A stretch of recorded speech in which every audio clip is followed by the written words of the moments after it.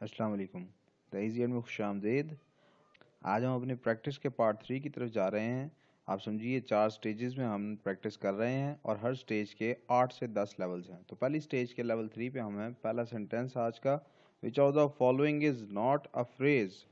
Given options में से जिस भी ऑप्शन के अंदर वर्ब मौजूद हुआ आप समझ जाएं कि वो फ्रेज नहीं है। The heart of a line, इसके अंदर वर्ब मौजूद नहीं है, सो ये एक फ्रेज है। The twinkling eyes of a deer in the forest, इसके अंदर भी वर्ब मौजूद नहीं है, सो ये फ्रेज है। Every day is not Sunday, is इसके अंदर वर्ब है, सो ये फ्रेज नहीं है। डी ऑप्शन भी देख लेते हैं। अ ब्लेसिंग इन डिस्गाइज, इसके अंदर भी वर्ब मौजूद नहीं, तो ये भी एक फ्रेज है।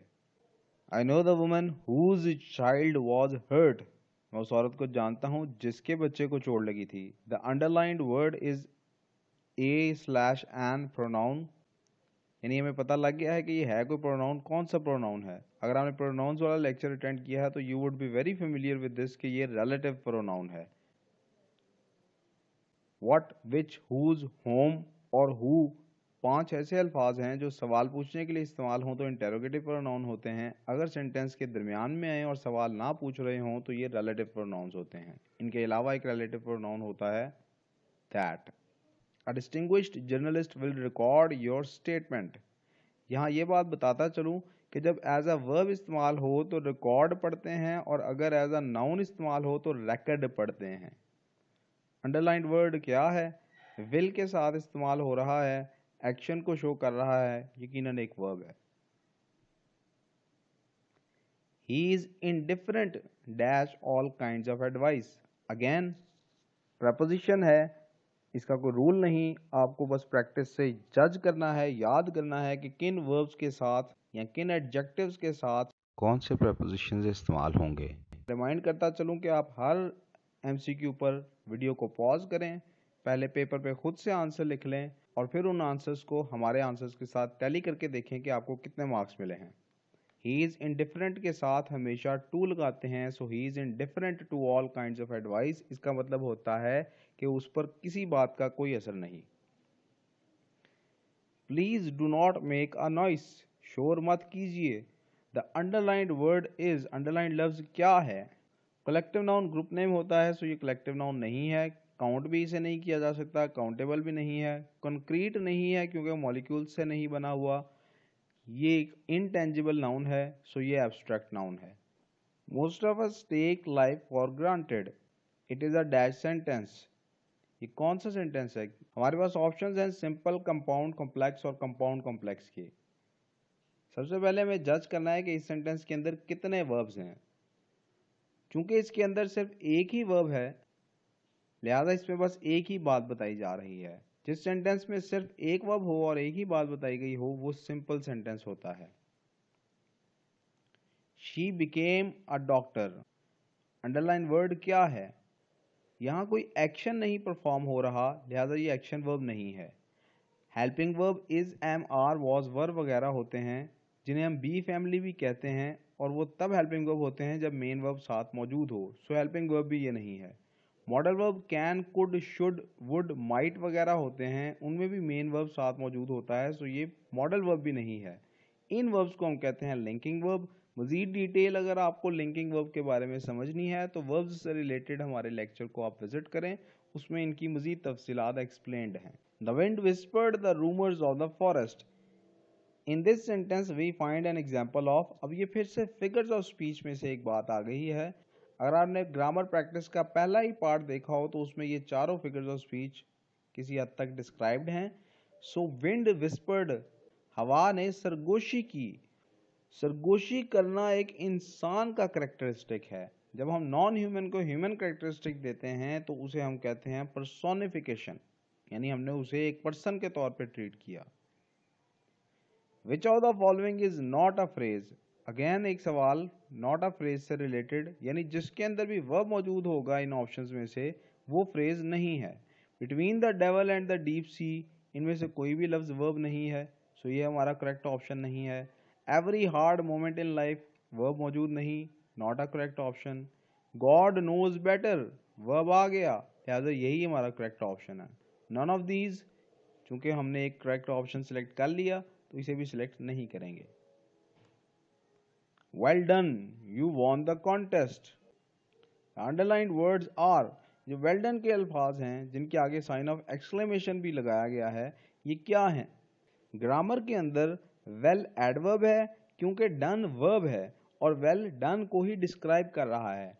यहाँ इन्होंने दोनों अल्फाज को अंडरलाइन कर दिया, तो ये बेसिकली एक सेंटेंस है। ये कौन सा सेंटेंस है? ये एक्सक्लेमेटरी टाइप का सेंटेंस है। लेकिन जो इन्होंने ऑप्शंस दे दी, इनमें से अगर हमें बेस्ट ऑप्शन सेलेक्ट करनी हो तो हम इंटरजेक्शन सेलेक्ट करेंगे। ऑल्दो ग्रामेटिकली स्पीकिंग ये ऑप्शन भी दुरुस्त नहीं है, क्योंकि इंटरजेक्शन उन अल्फाज को कहते हैं जिनका कोई भी मतलब नहीं होता, लेकिन वो सिर्फ जज्बात का इजहार करते हैं। सो इस बुनियाद पर इनको इंटरजेक्शन कहना ग्रामेटिकली रॉन्ग है।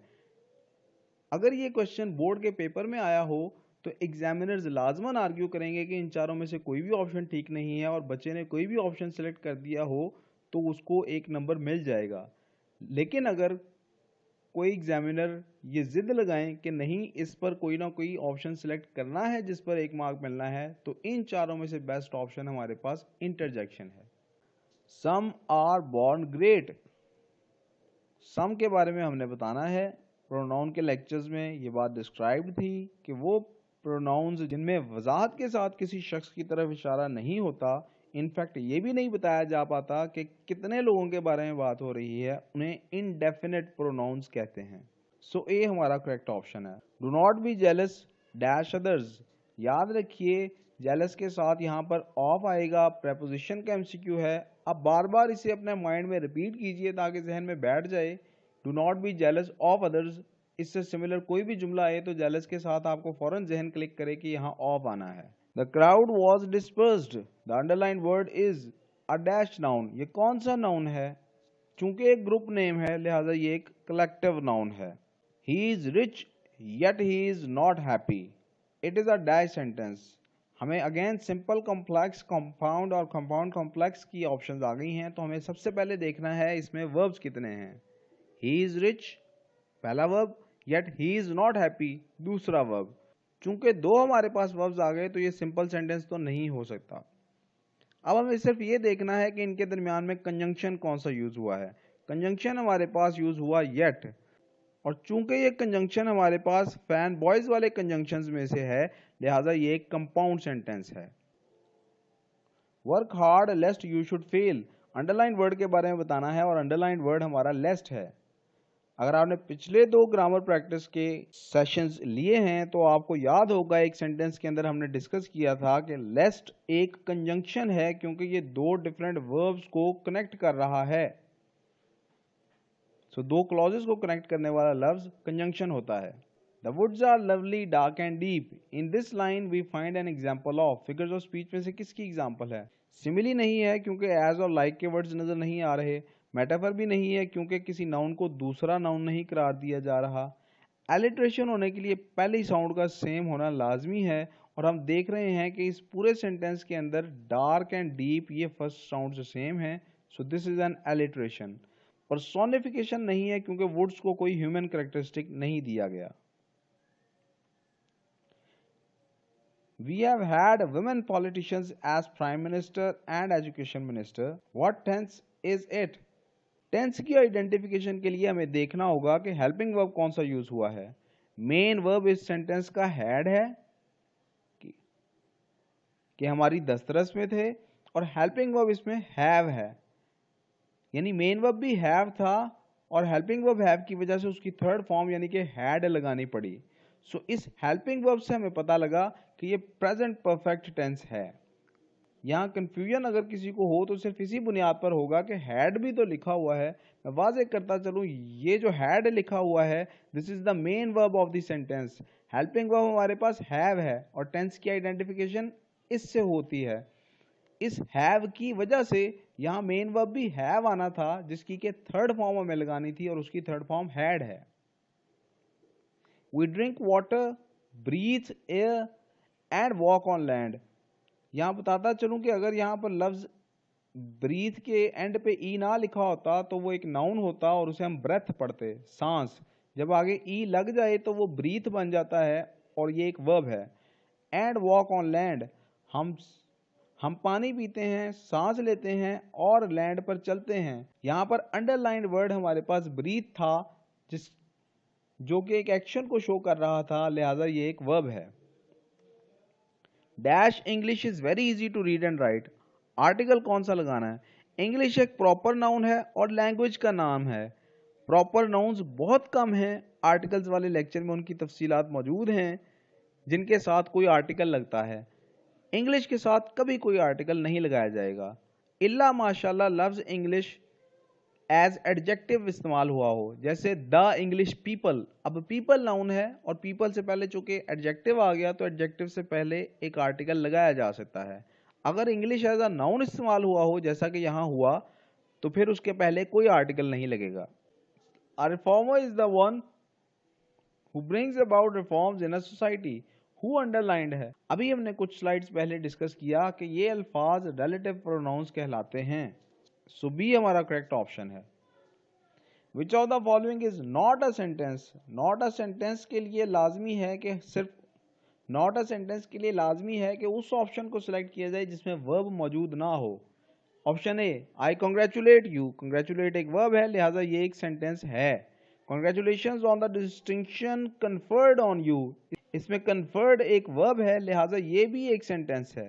प्लीज एक्सेप्ट माई कॉन्ग्रेचुलेशंस, इसमें एक्सेप्ट वर्ब है, लिहाजा ये भी एक सेंटेंस है। I am sending to you my heartiest congratulations, इसमें एम सेंडिंग वर्ब है, लिहाजा ये भी एक सेंटेंस है। सो कोई भी ऑप्शन दुरुस्त नहीं। अगर इसमें से अगर आप किसी को भी सिलेक्ट कर देते तो आपको 1 मार्क मिल जाता। इस सेंटेंस को इंक्लूड रखने का, इस एमसीक्यू को इंक्लूड रखने का मकसद ही ये है कि आप अपना ग्रामर का कॉन्सेप्ट क्लियर कीजिए, क्योंकि बाज़ औक़ात ऐसी गलतियां एग्जाम्स में हो जाती हैं।